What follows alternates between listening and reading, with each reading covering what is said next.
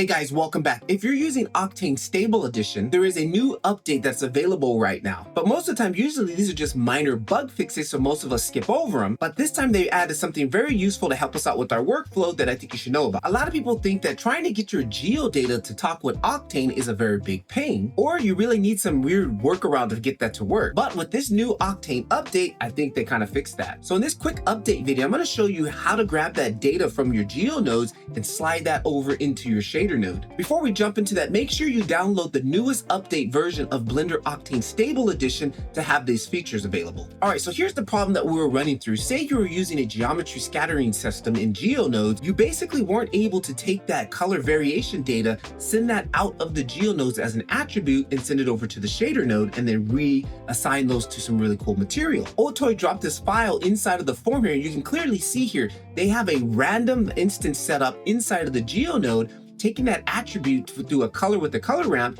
and sending that over into the shader editor where they added this instant color node, which allows us to pull that data out. So this is really opening up our workflow. Before, this was a major pain, and I couldn't do it, so I never tried. But now this has really got me thinking to go back to some of my favorite tutorials that were using geometry nodes and try to see if this works a lot more better. If you're feeling stuck on how to use Blender Octane, I also do have a community full of 3D artists who are also having this same issue. I'll give you a 7-day free trial to take a look at our Blender Octane School community. So even though this node fix for GeoNodes was probably one of the biggest news in this update, there are some other things that also I should mention. Some of the new fixes: implementation of instance attribute features, support using the instance attributes as an instant color image, fix the inverted light direction issue, fix the clone width issue, fix missing data issues for gradient nodes, and fix tracebacks when creating kernel nodes.